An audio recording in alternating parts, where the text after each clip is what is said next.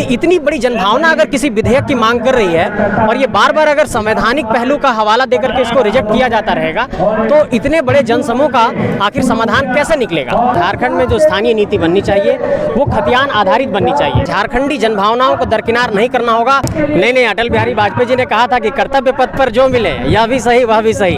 हम लोग तो संघर्ष के सारथी हैं, जो मिलेगा स्वीकार करेंगे और उम्मीद है कि इतने नौजवान रणबांकुरे हैं मैदान में, तो आपको लगता है कि कहीं हम लोगों को फतह नहीं मिलेगी? एकदम फतह मिलेगी और हम लोग दिखाएंगे कि इतिहास रचने वाले हैं। इसमें कोई दो राय नहीं कि झारखंडी भाषा संघर्ष समिति के द्वारा जो है एक नई लकीर खींची गई है, युवाओं में एक नया जोश पैदा किया गया है और उसी झारखंडी भाषा संघर्ष समिति से जुड़े हुए हैं और युवाओं के बीच काफी प्रसिद्ध माने जाते हैं। संजय मेहता हालांकि बरी से ताल्लुक रखते हैं, लेकिन झारखंड का सभी युवा इनको बहुत अच्छे से जानते हैं और युवाओं की एक तरीके से कह सकते हैं हम कि प्रेरणा स्रोत बन चुके हैं और ये भी यहाँ से जुड़े हुए हैं। जयराम महतो के कार्यक्रम में शामिल हैं। आइए सीधे इनसे जानते हैं कि झारखंडी भाषा खतियान संघर्ष समिति है, दरअसल इनका मुद्दा कौन कौन से ऐसे मुद्दे हैं जिन पे ये बात करना चाहेंगे। दरअसल अगर हम बात करते हैं संजय जी आपसे कि झारखंडी भाषा खतियान संघर्ष समिति, जो आम बोलचाल में बोला जाता है कि हम लोग खतियानी को बहुत दर्जा नहीं दिया जा रहा, लेकिन यहाँ की जो सरकार है वो लगातार यही कहती है कि हम खुद झारखंड के हैं और झारखंडी की पहचान कैसे स्थापित हो झारखंड में, हम इसके लिए काम कर रहे हैं। अब आप युवाओं में काफी प्रसिद्ध माने जाते हैं और आप इस समिति से जुड़े हैं। मैं सीधे तौर पे आपसे जानना चाहूंगा कि युवाओं के मद्देनजर क्या लगता है वर्तमान की सरकार और ये जो समिति काम कर रही है, जिस ओर आगे बढ़ रही है, इन दोनों में क्या फर्क नजर आता है आपको? आपका इसमें 3 प्रश्न है। पहला कि जो पिछली सरकार ने क्या किया। पिछली सरकार ने अपना स्टैंड क्लियर किया कि 1985 के आधार पर डोमिसाइल की पॉलिसी को डिफाइन किया। दूसरा प्रश्न है कि वर्तमान की सरकार ने क्या किया। वर्तमान की सरकार ने बेशक एक कोशिश की, 1932 के आधार पर उन्होंने स्थानीय नीति का विधेयक बनाया, कैबिनेट से पारित किया, उसे सदन के अंदर भी उन्होंने पारित किया, उसके बाद राज्यपाल को भेजा, राज्यपाल ने उसे रिजेक्ट कर दिया। सरकार ने कहा था कि इसे 9 शेड्यूल में शामिल करिए। तीसरा सवाल है कि आप लोगों का स्टैंड क्या है। हम लोगों का साफ स्टैंड है कि झारखंड में जो स्थानीय नीति बननी चाहिए वो खतियान आधारित बननी चाहिए। एक जो झारखंड के भीतर आप देखते होंगे कि 1932 के आधार पर लोग ये समझते हैं कि हम लोग रिजिड हैं, लेकिन इस बात को आपको समझना होगा कि जिस इलाके में झारखंड में अगर 24 जिले हैं, यहाँ पर 5 प्रमंडल हैं, अगर 264 ब्लॉक हैं, तो आपको इस बात पर गौर करना होगा कि किस इलाके में कब सर्वे हुआ। 1932 में जिस इलाके में सर्वे हुआ, 1932 को अगर हम एक आधार माने और उसके पूर्व के सर्वे को और 1964 के बाद के अंतिम जिला आधारित सर्वे को अगर हम लोगों ने खतियान आधारित स्थानीय नीति का आधार बना लिया तो झारखंड में ये समस्या समाप्त हो जाएगी। और बेशक इसके लिए सरकार ने कोशिश भी की थी, इसके लिए वर्तमान सरकार को लगातार हम लोग आलोचना नहीं कर रहे, लेकिन हम इस बात पर भी सवाल उठाना चाहते हैं कि अगर 3.25 करोड़ की कोई आबादी एक पॉलिसी की मांग कर रही है और राजभवन उसे रिजेक्ट करता है, इससे पहले हाईकोर्ट भी रिजेक्ट किया था, तो न्यायपालिका को, जुडिशियल बॉडी को भी ये देखना होगा और गवर्नर को भी ये देखना होगा कि इतनी बड़ी जनभावना अगर किसी विधेयक की मांग कर रही है और ये बार बार अगर संवैधानिक पहलू का हवाला देकर के इसको रिजेक्ट किया जाता रहेगा तो इतने बड़े जनसमूह का आखिर समाधान कैसे निकलेगा।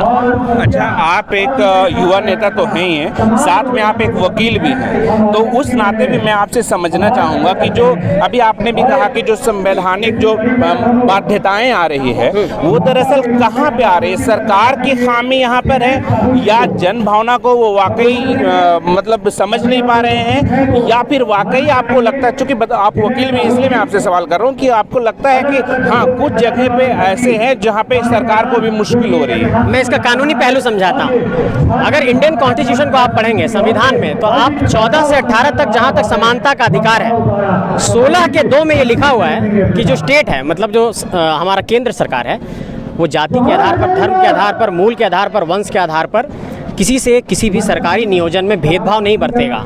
और इस पर अगर कोई कानून बनाना है तो वो सेंट्रल को ये अधिकार दिया गया।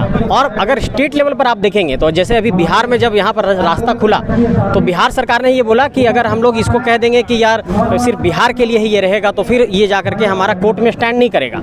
तो ऐसे में एक सवाल खड़ा होता है कि अगर समानता का अधिकार एक आधार बनता है तो कुछ दिनों पहले तेलंगाना का एक उदाहरण देखिए, 100% मेडिकल की सीटें जो है वहाँ पर आरक्षित कर देंगे तेलंगाना के लोगों के लिए। अब सवाल बनता जाता है कि इसका हम लोग समाधान कैसे निकालेंगे। एक समाधान का ये रास्ता है कि 3 मार्च 1982 को संयुक्त बिहार के समय खतियान आधारित स्थानीय नीति परिभाषित हुई थी, और जब वो परिभाषा तय हुई थी और जब बिहार 15 नवंबर 2000 को अलग हुआ तो इस बात का उसमें कहा गया था कि बिहार पुनर्गठन अधिनियम 2000 की धारा 85 में कि जो संयुक्त बिहार के समय का कोई अधिनियम कानून संकल्प है उसको झारखंड सरकार भी अंगीकृत कर सकती है, वो बहु सिर्फ वहाँ पर जहाँ बिहार शब्द है झारखंड शब्द का इस्तेमाल करना है। ये झारखंड में नहीं हुआ।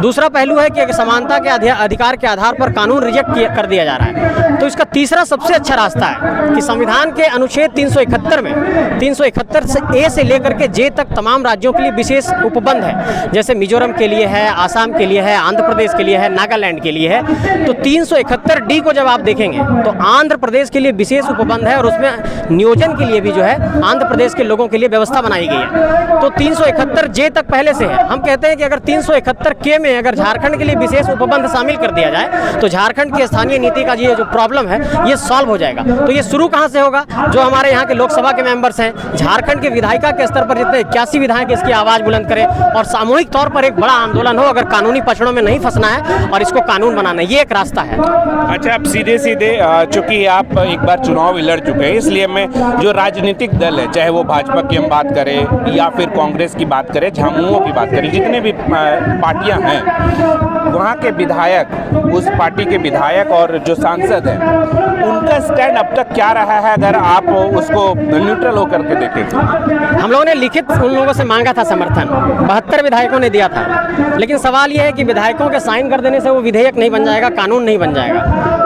उन्होंने भी साइन कर दिया, लेकिन जो वो अपना विल पावर साइन करने पे दिखाते हैं हमारे एप्लीकेशन पे, वो विल पावर सदन के अंदर दिखना चाहिए कि क्या अगर कानून बनाने की जब बारी आती है तो झारखंड के ही कुछ विधायक हैं, कुछ नेता हैं जो कोर्ट चले जाते हैं, झारखंड के ही कुछ विधायक हैं जो सदन में आवाज बुलंद करने लगते हैं कि नहीं खतियान आधारित स्थानीय नीति बनेगी तो झारखंड में जो दूसरे लोग दूसरे राज्यों से आए वो कहाँ जाएंगे।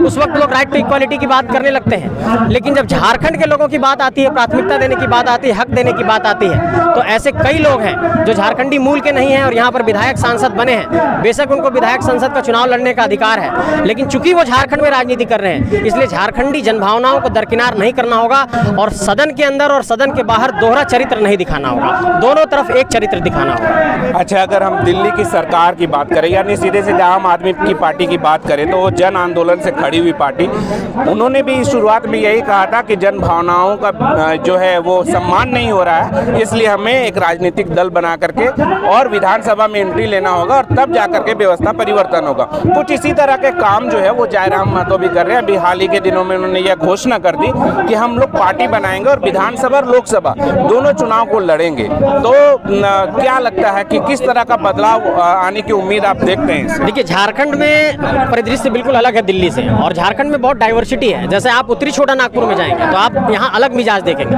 संथाल जाएंगे तो संथालियों का मिजाज है, पलामू में जाएंगे तो वहाँ अलग मिजाज है, दक्षिणी छोटा नागपुर जाएंगे अलग मिजाज है, कोल्हान जाएंगे तो अलग मिजाज है। झारखंड में इतनी डाइवर्सिटी है कि पॉलिटिक्स सिर्फ एक मुद्दे पर और एक पहलू पर पूरे झारखंड को आप कवर नहीं कर सकते हैं। ऐसे में झारखंड के तमाम इलाकों को कवर करने के लिए एक बेहतर रणनीति की जरूरत है, सबको जोड़ने की जरूरत है, सोशल इंजीनियरिंग की जरूरत है। हमारे संगठन में दलित भी दिखे, हमारे संगठन में अल्पसंख्यक भी दिखे, अकलियत समाज भी दिखे, एसटी भी दिखे, ओबीसी भी दिखे।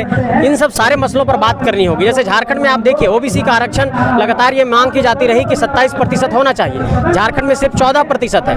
कई ऐसे जिले हैं झारखंड में जहां पर ओबीसी को आरक्षण 0 है, लेकिन ईडब्ल्यूएस को 10% है। तो इन मसलों पर भी बहस छेड़ना होगा, क्योंकि अगर हम लोग राजनीति की बात कर रहे हैं तो सोशल इंजीनियरिंग की बात करनी होगी, आपका सोशल इक्वेशन क्या होगा इस पर बात करनी होगी, किन सीटों पर चुनाव लड़ेंगे, कैसे लड़ेंगे, इन सारी चीज़ों पर बात करनी होगी। और ये बहुत सुखद बात है कि हम लोग इस पर बहुत रणनीति बना रहे हैं। हम लोगों ने एक थिंक टैंक बनाया है, हम लोग लगातार इस पर काम कर रहे हैं और इस पर मुझे लगता है कि बहुत जल्द आप लोगों को एक स्टैंड भी दिखेगा। चलिए, आपने डाइवर्सिटी, बस आखिरी सवाल, आपने डाइवर्सिटी की बात की और वाकई ये हमारी खूबसूरती भी है। तो लेकिन अगर झारखंड के परिप्रेक्ष्य में हम बात करें और इसको ये करें तो कुछ जो अन्य पार्टियां हैं वो यही कह रही है कि अगर राजनीतिक दल के रूप में आ रहे हैं बना करके तो हम स्वागत करते हैं, लेकिन अगर वो उनका जो हार होता है या अगर वो झारखंड में फ्लॉप हो जाते हैं तो क्या वो मान लेंगे कि उनका जो स्टैंड है वो सही नहीं था? नहीं, अटल बिहारी वाजपेयी जी ने कहा था कि कर्तव्य पथ पर जो मिले यह भी सही वह भी सही।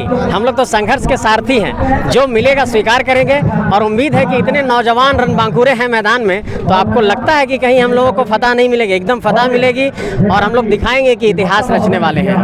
तो ये थे जमीन पर काम करने वाले युवा नेता जो पूरे झारखंड में प्रसिद्ध है। और इनका भी साफ तौर पर कहना है कि जब राजनीतिक दल के रूप में या जयराम महतो राजनीतिक दल का नेतृत्व करेंगे तो निश्चित रूप से झारखंड के युवाओं का साथ मिलेगा। और उस वक्त सिर्फ रोजगार नहीं, सिर्फ 1932 खतियान का मुद्दा नहीं, बल्कि तमाम उन मुद्दों पर चर्चा होगी जिसका यहाँ के लोगों को सख्त आवश्यकता है और यहाँ के लोग उसको जरूरत समझ करके उसके आस लिए बैठे हैं। देखना अहम होगा कि राजनीतिक दल बनने के बाद चुनाव जब आएगा और चुनाव के समय में लोगों के वोट जो है वो कितना मिल पाएगा, ये तो आने वाला वक्त ही बताएगा। अपने सहयोगी वीडियो जर्नलिस्ट महेश कुमार के साथ Shamim Ahmad, SB live Hindi, Hazaribagh. Subscribe now and press the bell icon. Never miss an update.